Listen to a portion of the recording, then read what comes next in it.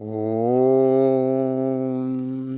प्रवृत्तिं च निवृत्तिं च जनान विदुरासुरा न शोषं नापि चाचारो न सत्यं तेषु विद्यते। अर्थ, आसुर स्वभाव वाले मनुष्य प्रवृत्ति और निवृत्ति इन दोनों को ही नहीं जानते हैं। इसलिए इनमें न तो बाहर भीतर की शुद्धि है, न श्रेष्ठ आचरण है और न ही सत्य भाषण है। नमस्कार मित्रों, जय हिंद, जय भारत और जय उत्तराखंड। मैं Gautam Singh best Uttarakhand YouTube Bhilansi channel से आपसे मुखातिब हूँ।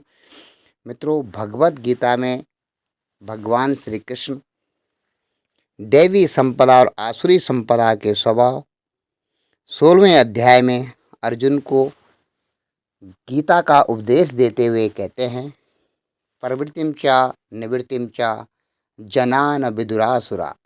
असुर स्वभाव वाले मनुष्य प्रवृत्ति क्या काम करना चाहिए, अर्थात वेद संबद्ध क्या है, वेदों के अनुसार क्या काम करना चाहिए और क्या नहीं करना चाहिए, किन कामों से निवृत्ति होनी चाहिए, ये दोनों ही बातों को वे नहीं जानते हैं। इसलिए न तो उनमें बाहर भीतर की शुद्धि होती है, न उनका अंतःकरण शुद्ध होता है और न बाहर का ही आचरण उनका शुद्ध होता है, न उनमें श्रेष्ठ आचरण होता है और न सत्य भाषण ही वे लोग करते हैं, न वो सत्य पर स्थित होते हैं। न शौचम नापि चाचारो न सत्यम तेषु विद्यते।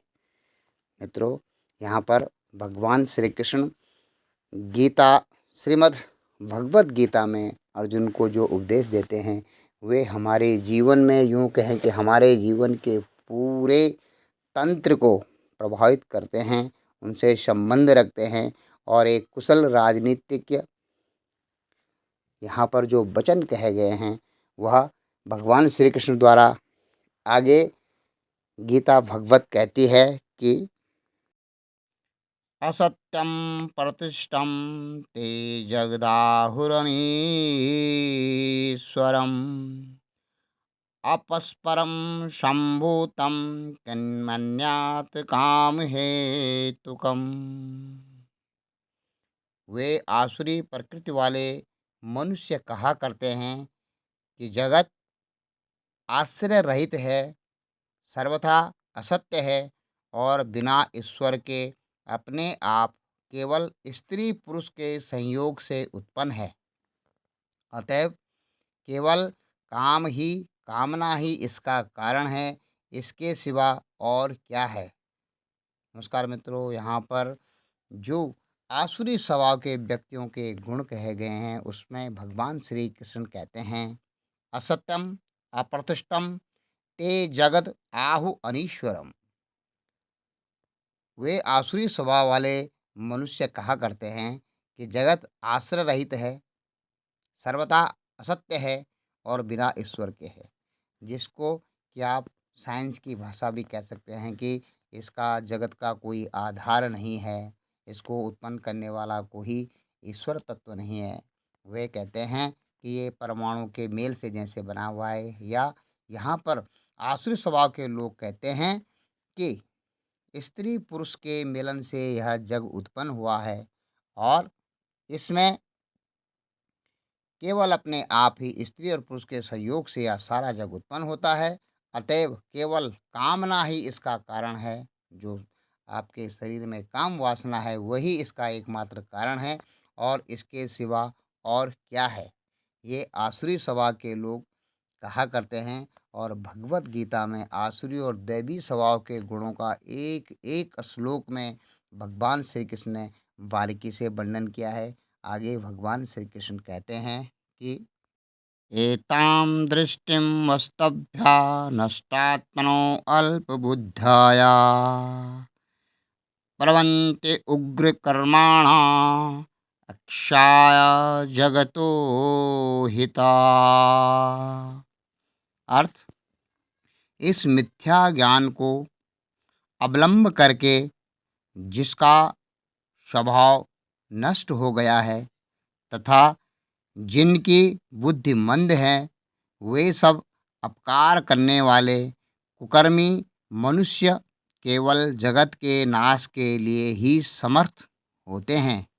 नमस्कार मित्रों, इस श्लोक में भगवान श्री कृष्ण अर्जुन से कहते हैं, एताम दृष्टिम वभ्यश्च अवश्य नष्ट अभ्यष्ट मतलब स्वीकार करके, ऐसी दृष्टि को जो स्वीकार करके, नष्ट अर्थात खोकर के, आत्मन्ना अपने आप, अल्पबुद्धाया अल्पज्ञानी जो लोग हैं, प्रबंती वे फलते फूलते हैं, उग्र कर्माणा कष्टकारक कर्मों में प्रवृत्त, अक्षाया मतलब विनाश के लिए, और जगतः संसार का अहिता अनुपयोगी।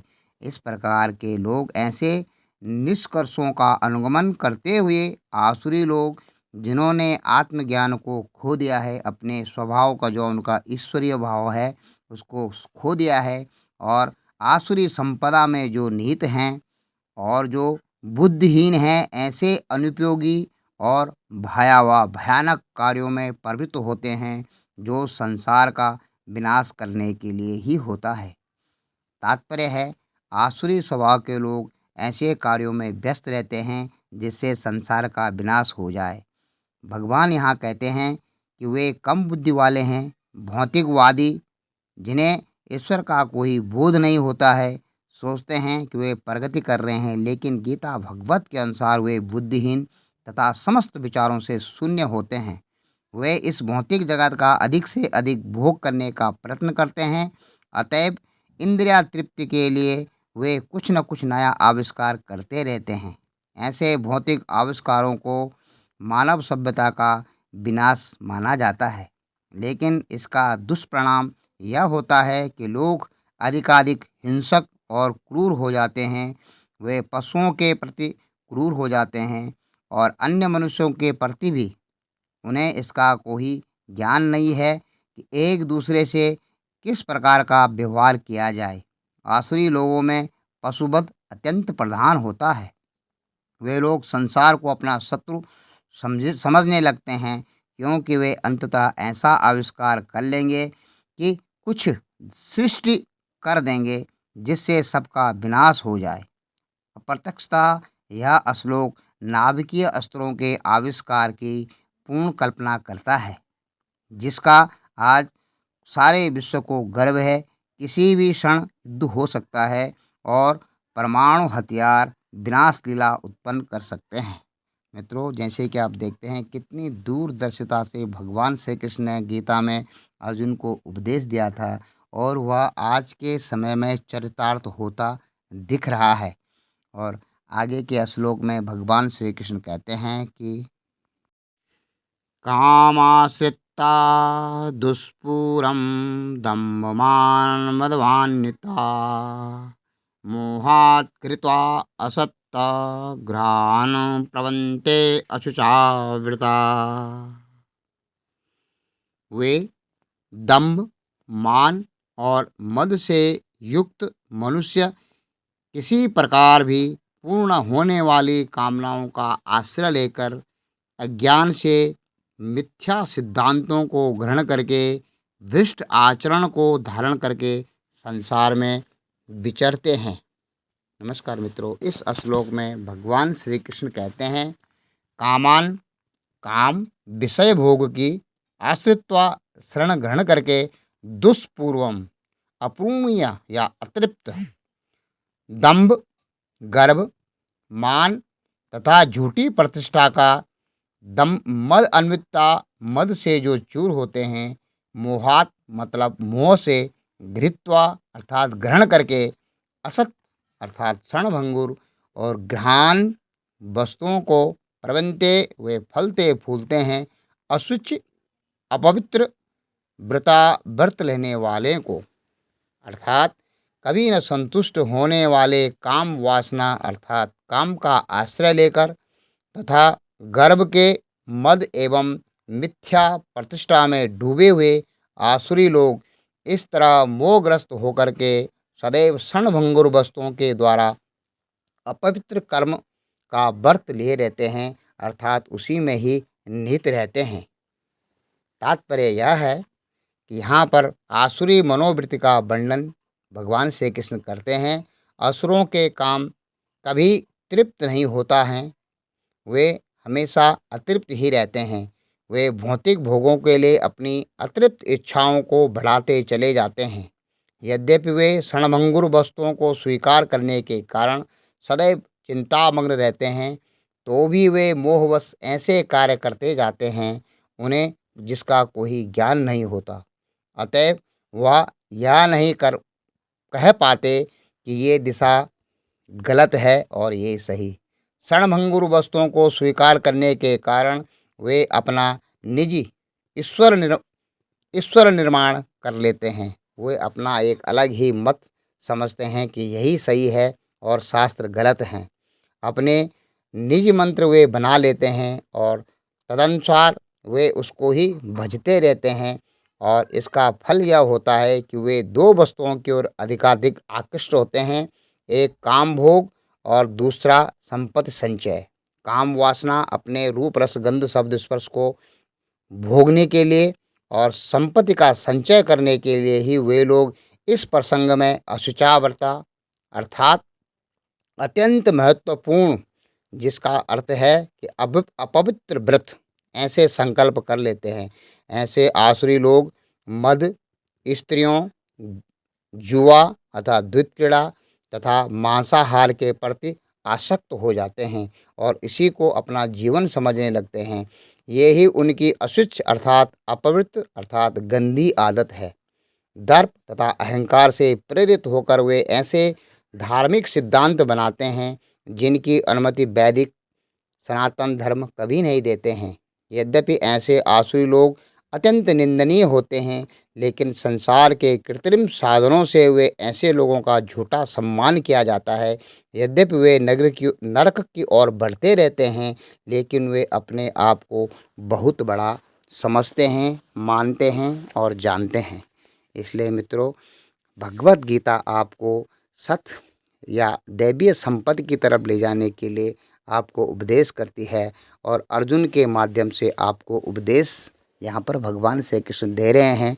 गहराई से श्रीमद् भगवत को समझने का प्रयत्न करेंगे तो आप जरूर दैवीय प्रवृत्ति की ओर आकर्षित होंगे, दैवीय प्रवृत्ति की ओर आपका आप प्रवृत्त होंगे और आसुरी शक्तियों की तरफ आप निवृत्त होते चले जाएंगे। नमस्कार मित्रों, जय हिंद, जय भारत और जय उत्तराखंड। आप सबका बहुत बहुत धन्यवाद। गीता की इस सीरीज में आप और हम गीता के श्लोकों के द्वारा भगवान श्री कृष्ण ने अर्जुन को जो सनातनी उपदेश दिए हैं, जो गीता का उपदेश दिया है, जो जग में प्रसिद्ध है, सभी जगत के लोग गीता का अनुसरण करते हैं और आज देश विदेश में गीता का बहुत मान किया जाता है। और जिस पुस्तक से मैं आपके पास में इस गीता के पाठ को कर रहा हूँ, यह पुस्तक मुझे एक अंग्रेज के द्वारा मिली थी। जब मैं ट्रेन में सफ़र कर रहा था, सागर से मैं जब अपने घर की तरफ उत्तराखंड की तरफ आ रहा था, तो तब मुझे एक अंग्रेज ने यह भगवत गीता दी थी। इसकी कीमत तो उस समय उसने 100 रुपये ली थी, लेकिन यह एक अमूल्य उपहार मेरे जीवन का रहा है और मैं आज से आज मुखातिब हूँ।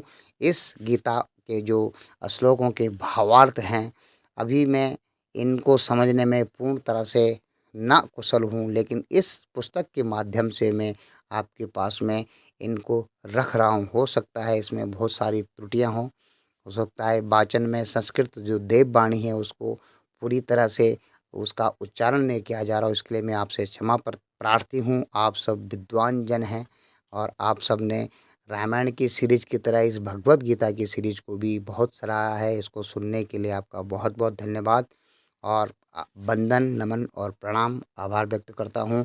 और जिन महाशय को अच्छा लगे तो वह यूट्यूब चैनल पर आकर के यूट्यूब हिलांसी चैनल जो उत्तराखंड का चैनल है, इसको लाइक, शेयर और सब्सक्राइब करें ताकि आपको जल्दी से जल्दी इसके नोटिफिकेशन समय समय पर मिलते रहें। जय हिंद, जय भारत, जय उत्तराखंड।